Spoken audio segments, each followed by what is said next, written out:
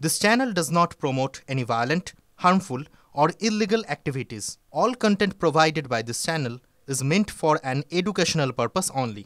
Cancer Healer Center, a new beginning.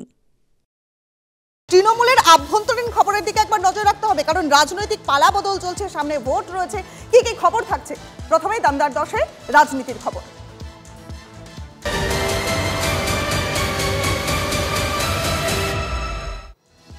দলের সংগঠনের হ্রাস ফের ধরতেই সোশ্যাল মিডিয়াতে অভিষেকের সমর্থনে একের পর এক পোস্ট, একটার পর একটা পোস্ট আগামীকে মানতে হলেও দলের হ্রাস, অভিষেকের হাতেই যুব সমাজের নতুন জীবন।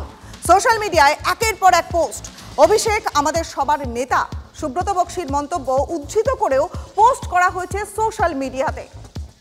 আমাদের সহকর্মী সায়ন্ত এই মুহূর্তে রয়েছেন আমাদের সঙ্গে। সায়ন্ত, দেখো, এই যে পালা বদলের রাজনীতি চলছে এবং তার মধ্যে অভিষেক বন্দ্যোপাধ্যায়কে কেন্দ্র করে বা তার অনুগামীদের এই যে পোস্ট, এটা কতখানি গুরুত্বপূর্ণ রাজনীতির আঙিনাতে?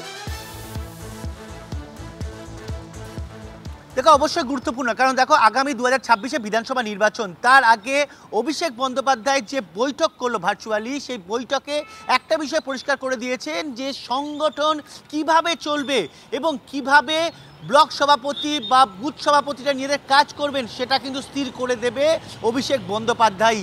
আর সেই কারণে সোশ্যাল মিডিয়ায় এই ধরনের ইঙ্গিতপূর্ণ পোস্ট রবিবার সকাল থেকেই আসতে শুরু করে দিয়েছে। বিশেষ করে আগামীকে মানতে হলো, এই শব্দটা কিন্তু অত্যন্ত গুরুত্বপূর্ণ। যেখানে দলের প্রবীণ নেতৃত্ব এবং নবীন নেতৃত্বের মধ্যে কোথাও আড়াআড়ি বিভাজন রয়েছে, সেই জায়গায় দাঁড়িয়ে সোশ্যাল মিডিয়ায় এই আগামীকে মানতে হলো এই পোস্টটা কিন্তু মূলত প্রবীণদেরই বার্তা দিল, যারা এই যুব নেতৃত্বের যুব নেতারা বা যুব নেতৃত্ব যারা রয়েছেন। মূলত অভিষেক বন্দ্যোপাধ্যায় গতকাল সংগঠন এবং বিভিন্ন জেলার খারাপ ফল নিয়ে যেভাবে দলের নেতাদের কাঠগড়ায় তুলেছেন, এই অবস্থায় তার যে কামব্যাক হয়েছে এটা কিন্তু মেনে নিচ্ছে দলের শীর্ষ নেতৃত্বই।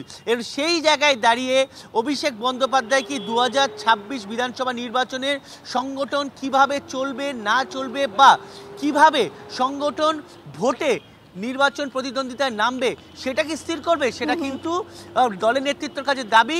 যে অভিষেক বন্দ্যোপাধ্যায় যেভাবে ভার্চুয়াল বৈঠক করলো তাতে সেটাই মনে করা হচ্ছে যে আগামী নির্বাচন যে কিভাবে হবে না হবে সেটা অভিষেক বন্দ্যোপাধ্যায় স্থির করবে।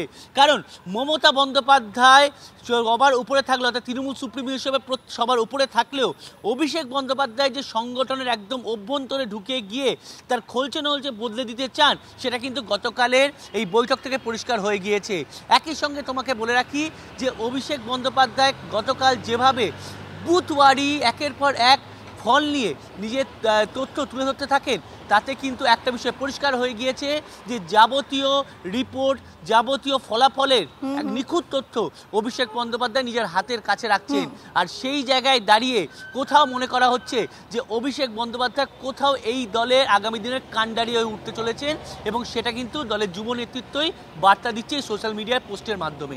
বেশ শান্ত, তুমি আমাদের সঙ্গে থাকো। বুঝতেই পারছেন যে অভিষেক বন্দ্যোপাধ্যায় তিনি কিন্তু একেবারে চুলচেরা বিশ্লেষণ করে ফেলছেন এবং সেই চুলচেরা বিশ্লেষণের একটা ঝলক আমরা গতকাল দেখেছি। এবার ফের দলের যে সংগঠন, সেই সংগঠনের হ্রাস ধরতেই সোশ্যাল মিডিয়াতে অভিষেকের সমর্থনে একের পর এক পোস্ট হতে থাকলো। আগামীকে মানতে হলো, অত্যন্ত গুরুত্বপূর্ণ একটা কথা, আগামীকে মানতে হলো।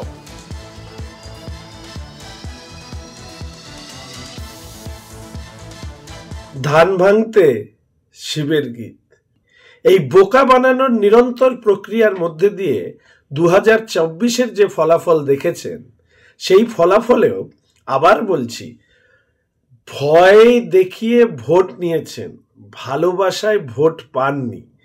2026-এ আয়ের আরো বড় পরিবর্তন দেখতে পাবেন। ফলে আজকে যে বিশ্লেষণ আপনি করছেন, 2026-এ গিয়ে আরেকবার নতুন করে বিশ্লেষণ করতে হবে যে এই মিটিং হওয়ার পরেও উত্তরবঙ্গের কেন বিধানসভা 2026-এ এত বড় বিপর্যয় হলো।